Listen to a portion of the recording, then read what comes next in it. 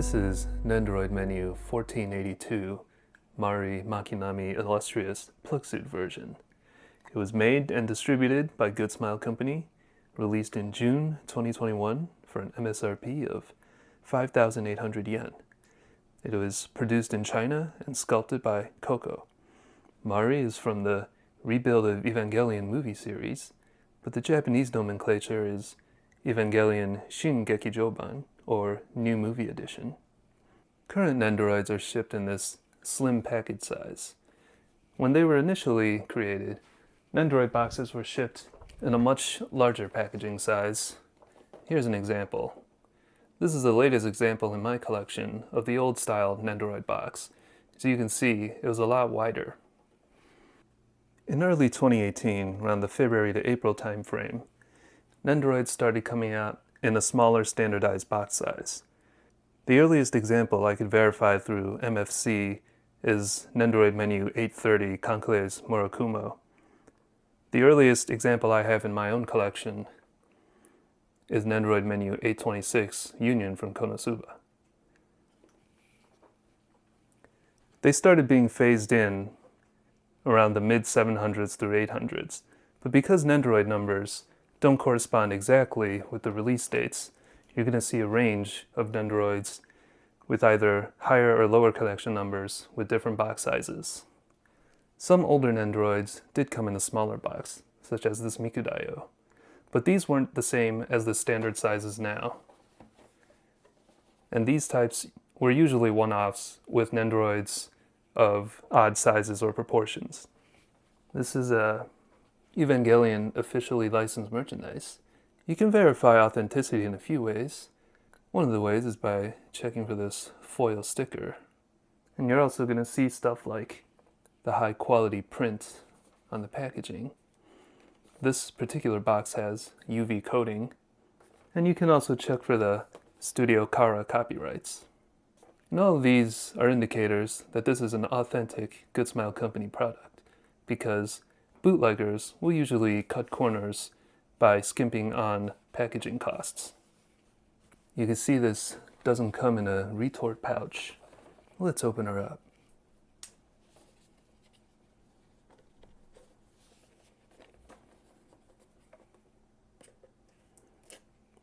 No hiss.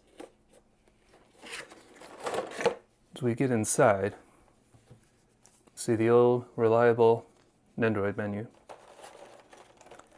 And then we have the new style plastic tray.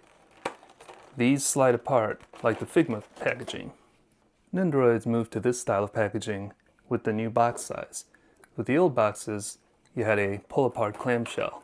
And these were a lot more annoying to deal with because your parts would just fly all over the place once you open them. I also like that with these Nendoroid boxes, the accessories are closer to the front of the outside box, so you can see them better.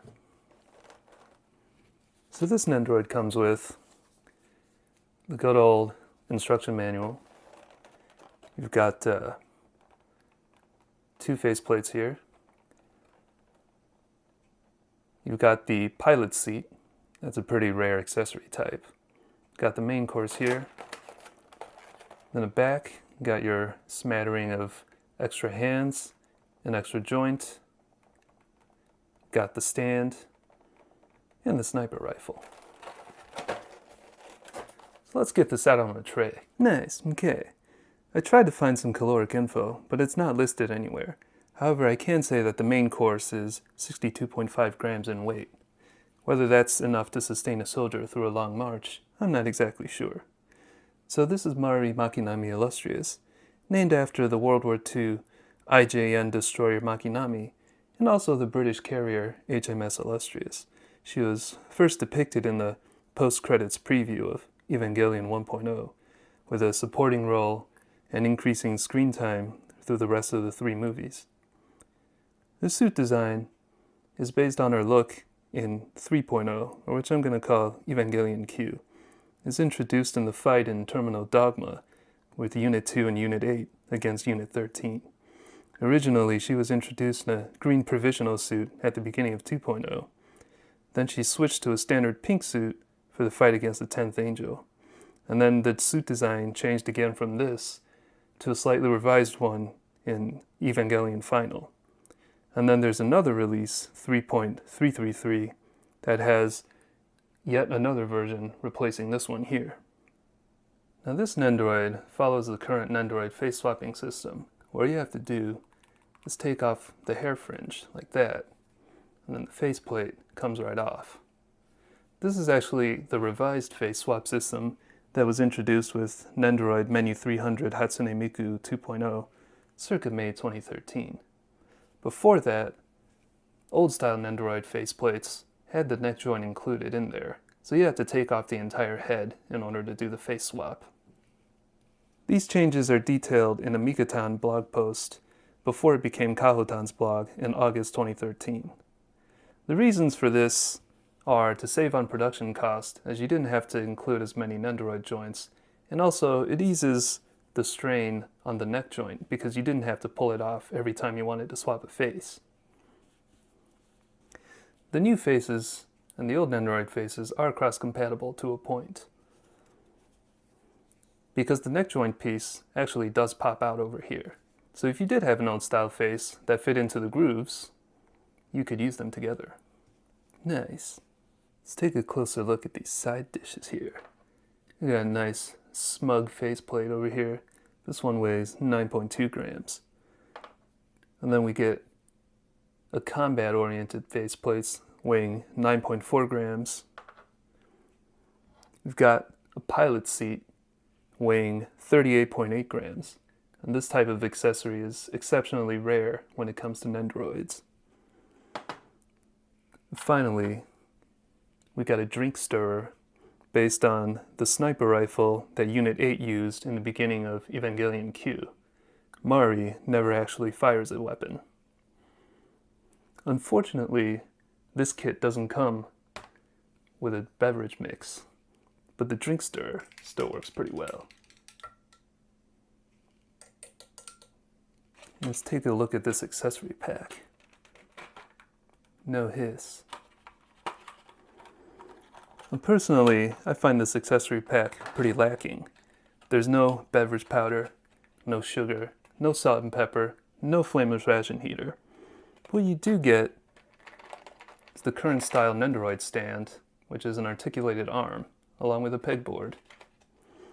Now this stand type was introduced with Nendoroid Menu 120 Neko Arc Ultimate version in July 2010, and all Nendoroids have more or less had this type of stand since then. The old style Nendoroid Stand also went through a few revisions, but the main idea was it would have a little supporting arm, and then you could just put your Nendoroid right on top of it, like that. So this meant that they would have to be matched to the geometry of the underside of the Nendoroid, and since there wasn't any peg securing it in place, they'd often tip over because they were top-heavy by design. So this was a really welcome change, because you could have more options when posing your Nendoroids, and be a little more assured that they'd be stable. Well, let's get into the extra hand parts. No hiss. So it looks like we have a lengthened arm piece so that she can hold the sniper rifle. And then we have a few accessory pieces for the hands. We've got a little connecting piece, probably for use with the pilot's chair. And then we got the good old spare Nendoroid joint. Well, that'll do it for this review. Overall, I'd say this is a high quality set that includes a lot of accessories that you wouldn't find with a typical Nendoroid. I just wish that we got an extra faceplate or two, but I can't complain too much. Well anyway, this is TNNKGM. I hope you liked the video, and I'll be coming back at you with something new. Or old. Alright, cool. See ya.